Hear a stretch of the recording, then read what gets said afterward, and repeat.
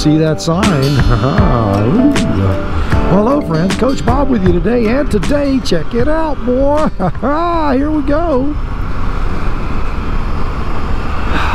We're going to be talking about turning strategies, curves and winding roads, and just general turning, left to right, right to left, that sort of thing. You know, I had someone recently ask me about turning and if I had any techniques or skills associated with the three-wheeled design and how it turned, and if I just had any tidbits of information that might help. Well, the first thing I want to do before we even get into real turns is this. Understand that the choice of your line is limited greatly with the Can-Am Spyder. Your line is basically the road. Now, on a motorcycle, you have an apex, and yes, you do have one philosophically on all things, whether it's an automobile or a three-wheeled motorcycle or a two-wheeled motorcycle. However, in real life when you're driving, the experience is that on a road. So I'm going to do this. I'm going to get over as far as I can over here, and I am basically on the white line there. It may look like I'm in the ditch, but I'm not. And you can see I've got about 3 feet over here. I come way over here, and I've got about 3 feet over there. So I only have a 3-foot disparity. Now, will that 3 feet really help you in a turn? Well, I'm going to tell you everything helps you in a turn, because, you know, if you're in a bad position, 3 feet can be the difference in life and death. Generally speaking, in a turn, I'm going to tell you, I start out on the outer portion of the turn, and I lean in, apex, and accelerate through the turn. Well, that's how I do it. That's pretty much the theory behind it. That's what it looks like on a two-wheeled motorcycle. So, you know, your line, by and large, is going to feel pretty natural. You know, on a two-wheeler, sometimes you just have to dig deep and try to figure out where the best spot is for you to start that turn. There are a lot of techniques with your elbow position, head position, looking through the turn, all of these things, which indicate where the motorcycle is going to go. The Spyder, obviously, you know, I always live by you need to look where you're going, and your elbows always need to be out. That's just because that's just good technique. Also, anytime you're turning, if your elbows are in, when you go to turn, your elbows are jammed into your side, it can limit your range of motion in your body. Your elbows are out, you can actually turn. So we're going to go on a road up here called McCracken Road and Baum Road, and we're going to look at some turns, and we'll choose a line. One of them is a Baum Road, has no center line on it. So you can get yourself into a world of hurt on a road without center lines, because on something as wide as this, you may pick a good line, and then when you come around the other side of that curve, there's a truck there. When you're talking about choosing a line on the Spyder, it's just different. So we're not going to focus a whole lot on line selection. I think most of that is going to take care of itself. You're going to find yourself, I'm entering this little curve here, I'm going to be out on the yellow line, and I'm going to pull over as I apex through the turn. That's all. But let's talk about just a traditional turn. I'm going to make a left-hand turn up here. We're going to pop out right up here, and there's going to be a stop sign, and I'm going to hang a left. I'm doing 55 miles an hour. We know there's a curve coming up. There's my road right there. I hit my left blinker, it's right there. I'm decelerating. I'm checking my rear view mirrors. I get past the center line. I turn in sharp. That's how I make a left turn. I always turn in late like that because you're normally going to have a car sitting there, and you don't want to take the nose off the car or the left tire off the Spyder. All right, here's a curve. I'm going to hang in this outer lane here because, again, there's no line on this road. And if I just kind of bury into this turn, then I'm going to end up in that other lane, and there I'm going to be popping out of a blind turn in someone's lane. So I'm just hanging in my lane. I pick a speed that's comfortable. I graduate my grip. I graduate my elbow position and naturally push or pull the handlebar to just bring me right through the turn, just like that. That was a nice push with my left hand, is all that was, and just gently guide through the turn while accelerating with the right. That's all that was. If I was going left, I would push with my right hand, pushing myself around the curve, and accelerating with my right hand. So I push, you may pull, just don't push and pull at the same time, because when you do that, you create this oversteer, and that can make things a little confusing. So a mild left turn, I'm pushing with my left hand, pushing, pushing, pushing, pushing. Now I'm right into the straightaway again. So I was pushing with my right hand, making the left curve, so accelerating. Now we're going to make a right hand turn. I see my road coming up here. Big thing, you want to make sure you decelerate enough, thinking of that outrigger wheel, because you don't want to go over into the opposing lane just in case there's a car coming.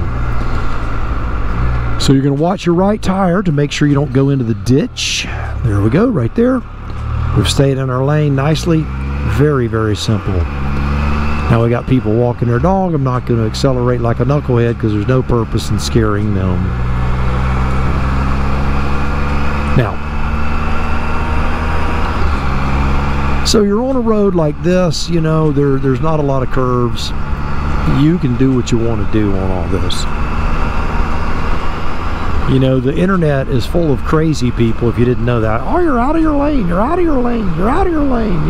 Look at you, you're rolled out. I know. I can see a mile ahead of me. It's okay. It's okay. So I'm going to get up here to McCracken Road. We're going to make a right-hand turn here on McCracken. So again, we're going to approach it. We're going to decelerate. We're going to be on the brake. See how this road's narrow? Right there.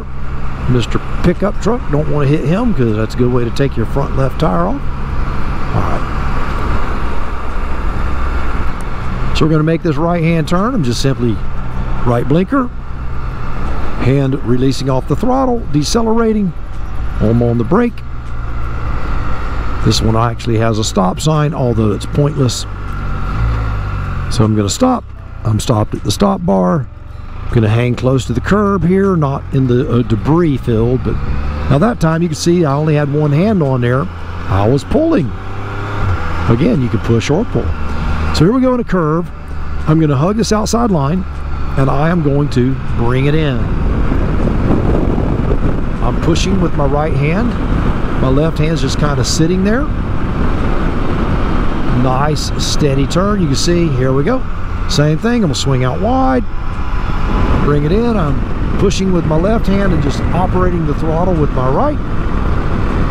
Same thing. I'm going to move over, push with my right hand, operate the throttle. Just my left hand is just sitting there. I'm off the throttle. I'm on the brake. My left blinker is on. That's all it feels like in a turn. That's it. That's all there is to it. So I'm looking. Obviously, you don't want to cut across the lane, so I'm going to square out my turn just a little bit. It's best to practice that kind of stuff, because when you get into town, you're going to need to be able to do those things and get around vehicles. Always develop good habits. I'm not saying that when you're out by yourself, you always have to do it. But when you're learning, when you're developing your skills, make sure that you know how to do it. You know how to stay out of trouble. You know how to not get into trouble. All right. Right blinker is on, decelerating, decelerating. We're going to come to a stop way at the stop sign. There you go, we're stopped. Right hand turn. Front tire is not in the debris, but we're about a foot from that line, making sure that this tire is well inside of its line. That's it. All right. So that's all you need for steering and turning. That's all there is to it. Very, very simple. Here's another question that I am asked a lot. When do I shift? Now that varies, obviously, based on what you're doing in performance. Now I have nothing behind me. I've checked my rear view mirrors. So I'm accelerating. Here we go. So here we are. 3,500. I started the shift. Boom. Right?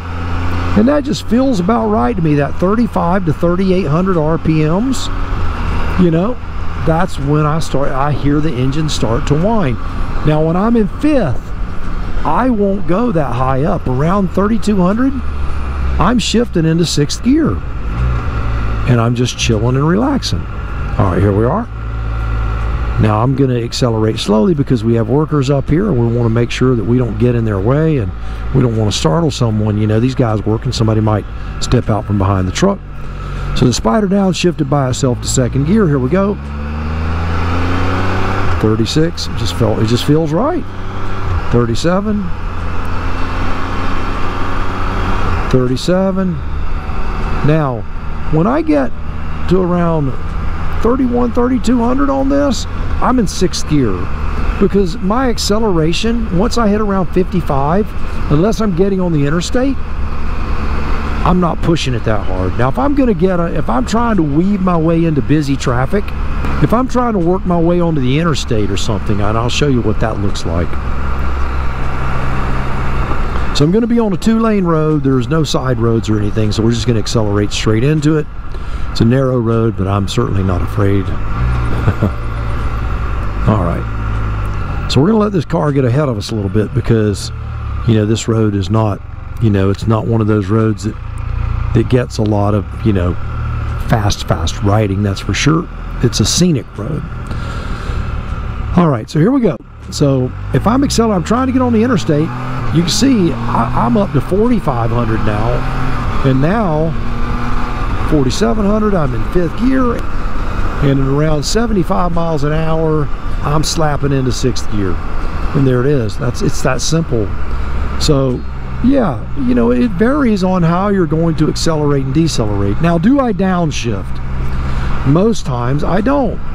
If I'm going to downshift, it's normally when I want to pass someone. I'll downshift. When you downshift, what it does is it raises that RPMs, puts you in that power band for acceleration, and that way you can get around people. So there you go. A little bit of turning, tactical maneuvering, accelerating and shifting. Very, very simple thing. Just a little technique, but I have gotten a ton of questions on that kind of stuff. And it's easy enough to just simply talk about. I don't think any of it is overly complex. Don't overthink this. The best thing you can do is learn to stay in your lane and be smooth. Stay in your lane and be smooth. Brake early and accelerate smoothly. If you can do those things, brake early and accelerate smoothly, you'll be fine. You know, I did a video here recently on tailgating. Now, you notice how far I am behind it. We'll look at a tree. When he gets by that tree, 1001, 1002, 1003.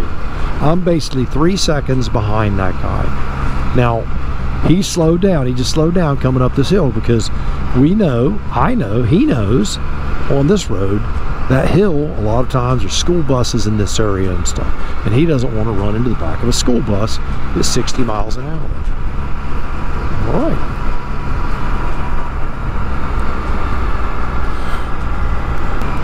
So there you have it, just a little Spyder technique. Not much to it, very, very simple. I'm going to make a left turn here. This road's weird because it cuts back, so you have to swing out super wide like this, because if the car's turning left, he'll be like way out there, and you can get yourself in a world of trouble. Now, this road is super narrow as well, so you really have to watch your line on this road, and it's got some curves. You have to stay in your lane on this road, or you'll end up in the morgue. So there is no selecting your line. Your line is simply stay in your lane, control your speed. You know, I know people have done the tail of the dragon. In fact, I've done the tail of the dragon. I just haven't done it on a Spyder yet. But the tail of the dragon, man, the sport bike riders and a lot of those guys, they're crossing over that center line. I'm really not comfortable with that. It's that those people have a death wish, man. You're going to come around a corner and there's a new Corvette or something looking at you, and or a pickup truck, and all of a sudden you're in the grill of it and you're flying over the top of the truck, and you wake up dead. That's never a good thing. Now you can see that this has straw coming over that white line. I mean, this is a narrow road anyway. And check this out, where the tree comes across the road. See how the road kind of does this little whoop? It's so funny, because if you're not expecting that in a car, I've seen cars panic and they get here and they go, oh no, that tree, and they come way out like that and they're in your way.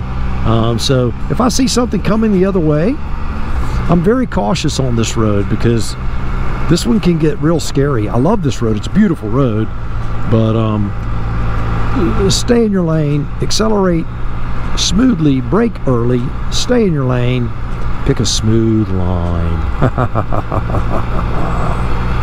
All right. Well, there you have it. Another one in the book. Some little Spyder and information, little data for the old noodle. All right. So you do me a favor. You go out, buy the motorcycle of your dreams, eat right, take care of yourself, and remember, if you're not having fun, you're doing it wrong. Now you go seize the day, and I'll see you on the road real soon. But I got a few more miles to make because it's a beautiful day.